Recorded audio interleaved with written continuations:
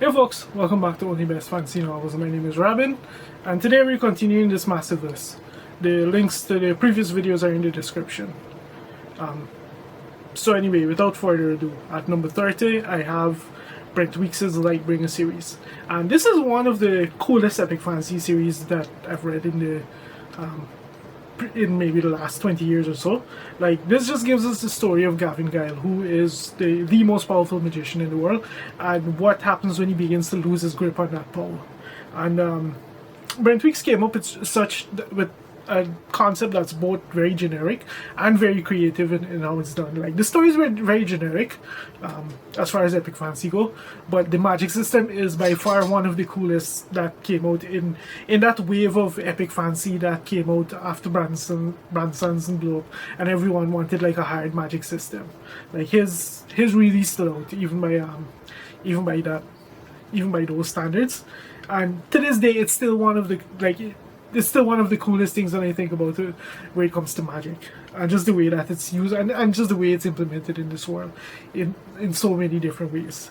Like, this, as a result of that, and on top of that, like, Brent Weeks is pretty good at writing some fun epic fantasy stories. Like, these books are just fun from start to finish. The series does tend to like, going into the fourth and especially the fifth book, he does absolutely lose his grip on the story to a certain extent. Like, it does come off the rails a bit, but for me it still works overall. Like, it's been for a very long time now at this point since I've read the series, but it still remains just one of those series that I just deeply enjoyed. That being said, like I said, it's not without its flaws. In addition to the story that went offline, there are some very questionable choices made when it comes to certain characters and the male gaze and these kind of things. But overall, it was just a really fun series to me, largely because of the really creative magic system and just the action and these kind of things. Like, at the time when I was reading these books, those were the kind of things I was looking for in the epic fantasy I was reading, and this book just delivered in absolute spade loads. So for that reason, like, I just have very fond memories of this series, and I do plan to reread it at some point in the near future and hope it lives up. Now that I'm such a very different person who will be reading it. But yeah, anyway, that's my number 30 pick, Brent Weeks' Lightbringer. At number 29, I have actually a series that's started to pick up a fair bit of traction here on booktube lately, but it's Daniel Abraham's Long Price Quartet, and this is just a really wonderful epic fantasy series that just like, Daniel Abraham has a knack for writing epic fantasy that it has that structure that we become accustomed to, but the actual content and the actual themes and the ideas that he explores in his world are just different, are just interesting, and he does it in a creative, often in a way that just feels very magical in just the way that he does it. And I'm not talking about anything fantastically, just in the way that, like, his prose and his approach to how he writes it. It just feels very different from a lot of the epic fantasy writers. And LPQ is absolutely one of those series that gets that he really succeeded with this. So, like, if you're a fan of epic fantasy that is heavy on the political machinations and these kind of things, and just literally poetic prose, by the way, because poetry is a major part of this world and how it works, like, this is the kind of stuff you want to look at. And that's setting aside his character work, which is always fantastic. Like, Daniel Abraham always has some just the perfect characters to drive a story forward that he sets out to write. I can't really explain it. Like, you may not like these characters as individuals, but within the context of the story that you read them, they're just perfect, and that's something that you see really well done in LPQ.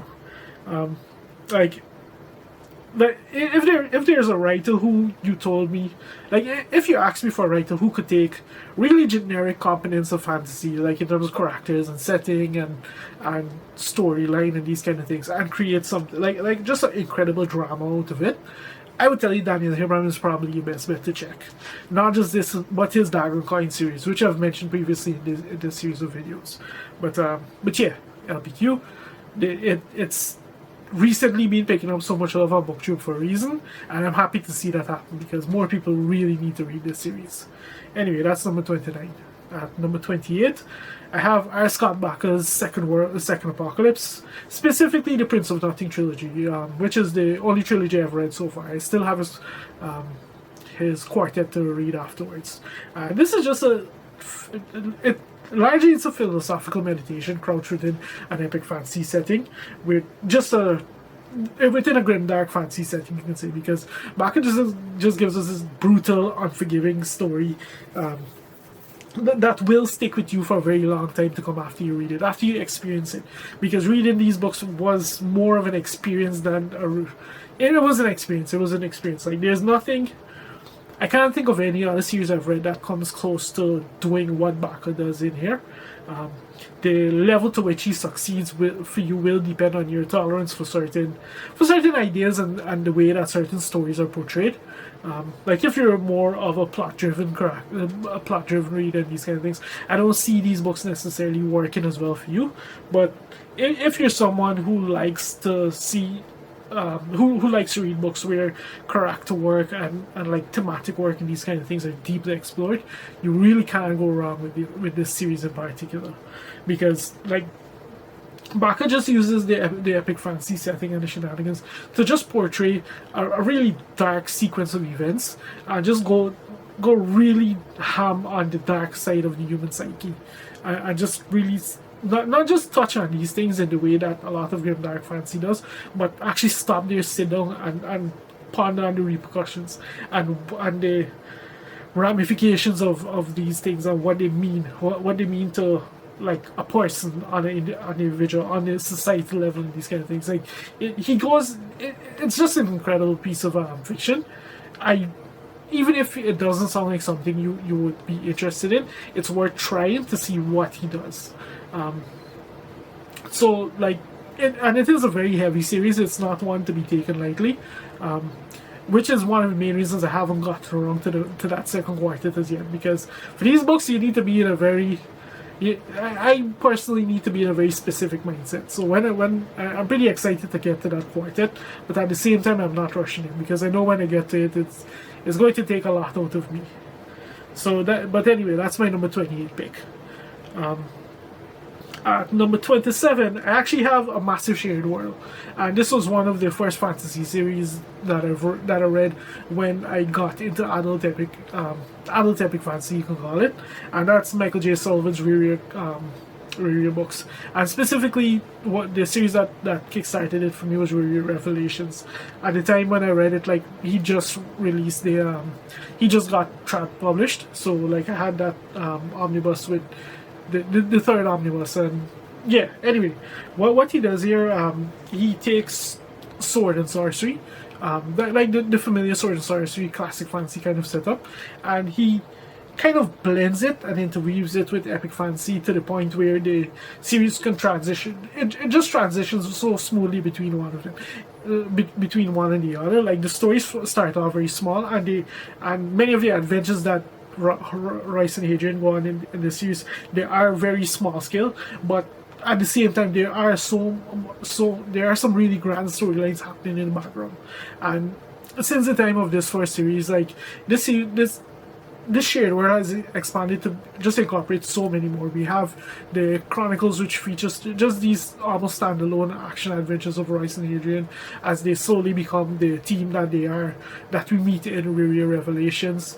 We have just a full-blown epic fantasy 6-book series that gives us the ancient history of this world, and just deep lore where it comes to some of the magics and some of the things that are fact at this time period that go on to become myth and legend far into the future, which we saw in j.r.r. Revelations.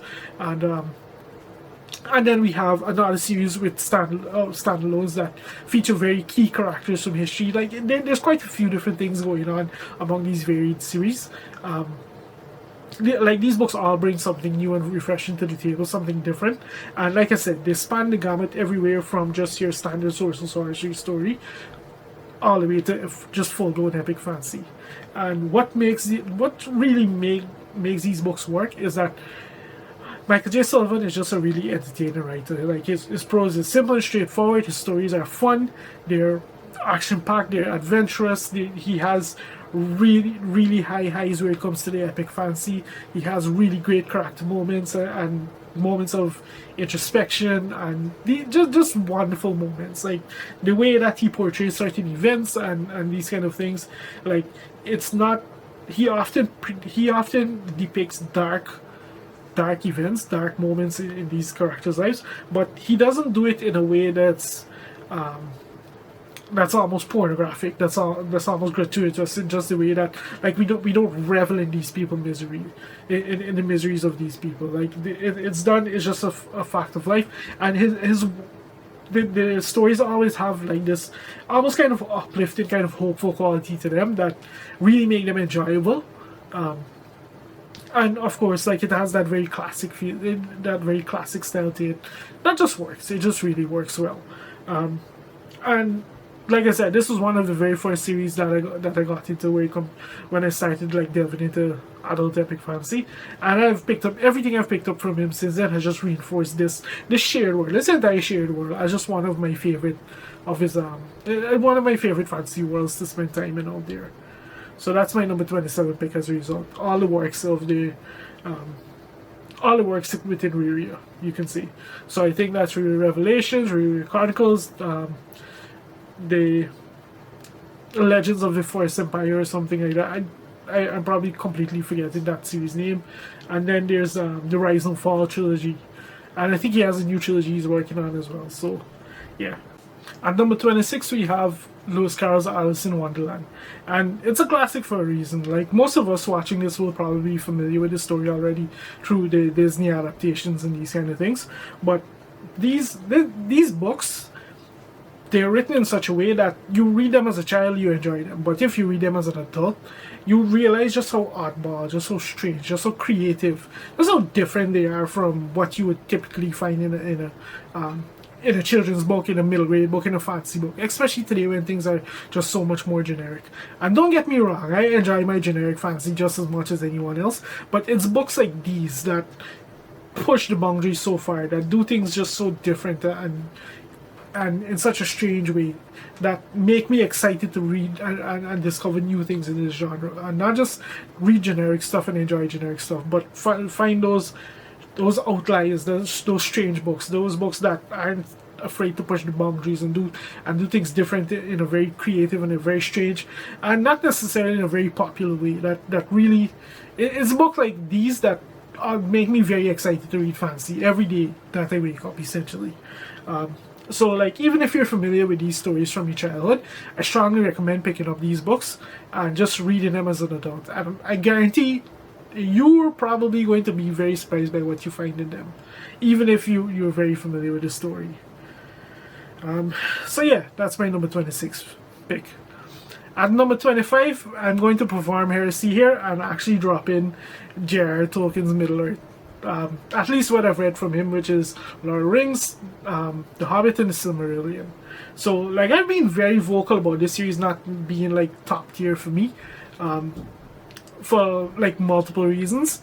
Not just that, like unlike most readers, I didn't like Lord of the Rings wasn't one of the earliest fantasy series I was ever exposed to. Like I read it long after I actually started reading epic fantasy. As a result of that, like, yes, Tolkien did set a certain standard when he wrote these books, but since then people have taken what he's done and taken it in different directions that appeal more to me as a more modern reader. So there's certain things that he does in here that I liked, but I didn't necessarily care for. There's parts of it that I could completely do without, namely Tom Bombadil. Yes, bring it in the comments, I'm ready. Whatever. Anyway, so there's part, and then of course there's his whole approach to these books, which is very scholarly, and you know, like, if you're into that kind of stuff, if that's your jam, no problem. I don't care about that. So that's not like a selling point when it comes to this series to me. Overall, is it a really cool story? Absolutely. But when I stack it up against the fantasy that I read at that point, it just didn't hit the same note, which is kind of sad because it is a series that inspired nearly all of them. But it is what it is. So that's my number 25 pick. It is what it is. yeah, moving on. At number 24, I have Robert Jackson Bennett's Divine Cities, and RJB is one of the more he's very much a genre fantasy writer, but he's on the more creative side of things. Like the stories he tell, he just has a knack for taking to really blending a lot of imagination and a lot of creativity and just stacking them on top of a very generic ideas and concepts that appeal to genre readers. So his stories aren't necessarily going to break mold or anything like that, but the just the creativity that he brings to the world that he creates and how he goes about doing it, it's just really it makes his book stand out as a result of that. And my first exposure to that particular skill of his was the Divine Cities trilogy. Like these books are they're technically three standalone books that follow three different characters within a shared world. But this world is just so fascinating and unique. And these characters all do different, they all have different, they're very different people. The challenges that they face are very different. The stories that are told as a result are very different. And like as a result of that, this series, it just really looms large where it comes to epic fantasy for me. And his most recent series is absolutely one of my most favorite things. But at the time when I made this list, there was only one book out, so so it didn't qualify for this list as a result. But anyway, that's my number 24 pick. At number 23, I actually have R.S. Salvatore's Drifts, specifically the Dark Elf trilogy, and this is like the second series published It's the second series published in Future Drifts, but chronologically is the first. And I ended up reading this first, and I don't regret that decision, because what I found there was a story far beyond what I expected. Like I kept being told, this is just it's D&D, it's D&D fiction. So you go in expecting like a sword and sorcery fantasy adventure. I didn't really expect much, but what I found really set a quite different bar for me, because Driss was such a really great fleshed out character in here, like in terms of the introspection and the challenges that he faces and his internal monologue, and just how drastically different he is from the place where he grew up, and the challenges he faces as a result of that, and his moral compass that drives him to take certain actions and see things differently and all of that. Like he was, in the very first book, he became a very compelling character for me, and with each book after that, he just got better and better. So this trilogy in particular, I think it was really well done. Since the time that I made this list and I dropped this trilogy on, like I started reading the Icewind Dale trilogy. I've actually read the first two books of that, and maybe it's because of the fact that that's an ensemble, more of an ensemble cast, and just isn't so much as the primary focus as he is in this first trilogy. But or maybe it's just because those books were written before, but it wasn't. He wasn't quite as well executed. So when you see people talk about this series and say, "Oh, the quality varies and it goes up and down," yeah, like I can certainly see that happening. But this trilogy in particular, the Dark Elf trilogy, it made me understand why Driss has become one of the most enduring of the Elric clones out there. So, like, and what's most surprising about this is that it's not something you see anyone talk about when it comes to these books. Like, everyone talks about, oh yeah, it's a classic, it's D&D, it's sword and sorcery, blah blah blah. No one talks about just the incredible character work that's done in these three books. Like, it's off the charts. If you're a fan of character-driven fantasy, I think you're going to be very surprised by what you find in this book, when it comes to Drist in particular. But yeah, that's my number 23 pick. At number 22, I have a massively popular middle grade series, and it's one of my favorites from right before I started making that transition to adult epic fantasy, and it's Rick Riordan's Percy Jackson and his Heroes of Olympus series. So this is probably the most entertaining take on Greek mythology out there currently, and they're very much middle grade fantasy that kind of scars the boundaries into urban fantasy as well. Where we basically have these children of Greek gods, demigods themselves, who go on different adventures, and all inspired by the whole Greek shenanigans. And then you have the Heroes of Olympus, where things take a very creative twist that at the time when I read it, it was pretty mind-blowing, because even though like you're aware of the connection, like I was aware of the connection before, to see it used and executed in such a way in those stories was really really entertaining. Like Rick does a great job of just imagining how these legends can coexist in the modern world. He has a talent for creating a story that just incorporates these myths in a fun and interesting way, with a story that appeals to a younger audience. And even if you're not so young, you'll find these stories often lighthearted, adventurous, entertaining. They're not necessarily going to blow your top, but you're probably going to pick up many more books that are far worse if you're just looking for a light, fun read kind of story. And if you have a kid that you want to get into reading, or have him hooked, or just occupy them for a few hours, you can't really go much far. You can't really go wrong with these books. Like they're targeted in a way that they will certainly appeal to most kids, especially if they're curious about this kind of stuff, or they're not unwilling to read in these kind of things. So they're great books. They're great books overall. And in addition to that, what I found, well, another thing that I found a bit surprising about them is that even though, like I said, they're middle grade, they're fun, they're adventurous, and these kind of things, Rick isn't scared to deal with very strong topics where it comes to his books. Like, these kids go through stuff. We're talking about complex family dynamics. There's situations with homelessness, with abuse, with because to be a demigod is to already lead a very challenging life, just because of the way that it works here. So in terms of like troubles with school, and struggling to fit in, and struggling to make friends, and not necessarily being the smartest kid in the class, not because you're dumb, but because of some other factor, and these kind of things. Single parenthood, and so like Rick is not scared to really think about some of the scary things that you can face as a child, in terms of your family life, or even just your general life, and to really incorporate these books and incorporate these characters, incorporate it with these characters, and present them in a way where they not just face these challenges, but they teach you how to. They almost teach you how to, and they almost inspire you to kind of confront them and deal with them and process them in a healthy way.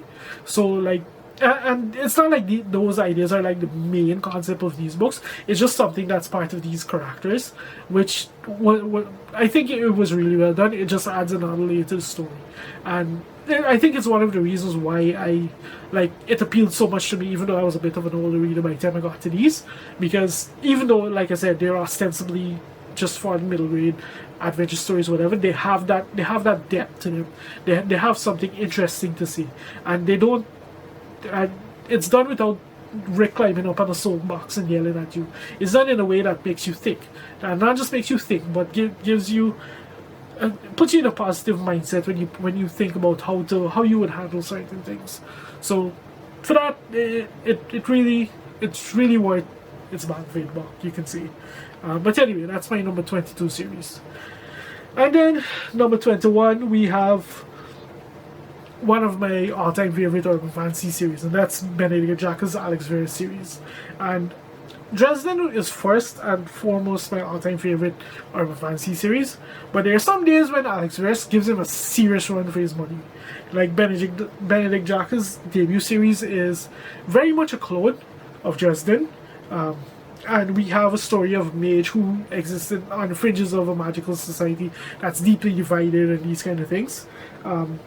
And how the way he ultimately gets dragged into this conflict, like it's really incredible. And what's really cool about this series is that, unlike other urban fantasy series where the power creep happens slowly but steadily, you don't see that happen with this series. There is some element of power creep to it, but first and foremost, the thing that we understand about Verus is that he, in terms of magical skill, he's not the strongest. He's not even average strength. He's pretty weak when it comes to magic and his use of magic. But what sets him apart is the creativity with which he uses the skill that he has.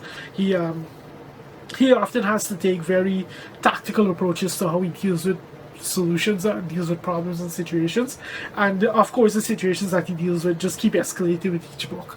So like he's very much an underdog thrown into a very standard action adventure kind of thriller kind of story, and like these books just go absolutely high octane when they get ready, especially when we go into the later books when things really escalate, because unlike most of our other urban fantasy characters out there, Alex has a dark past, and it's a past that he constantly fights. Like he constantly battles to not be the person that the world wants him to be, until he ultimately has to make that choice. And if he wants to keep sticking with morals that aren't necessary, that he's begun to question if they even work for him, or if he just wants to take the easy path and be what the world has been telling him he is all along. And like it's a really great story by the time, especially as the books escalate. That being said, it is a series that it has its flaws. Like this is very much better than the Darkest Forest series. Like the first book, it had a pretty big info dump to start with. The major character that's fleshed out is Alex Verse himself. The side characters are nowhere near as well depicted as him, to the point where they can almost feel like paper thin. But as a whole, this series just works. This series just works really well. Like I said, there are days when if you ask me what's my favorite horror fantasy series, I would be torn answering between this and Dresden, even though Dresden is just the peak of the genre for me. So yeah, that's my number 21 pick, and yeah, that's pretty much all I have to say for this video. If you made it this far in, thank you very much for watching, and I'll see you next time.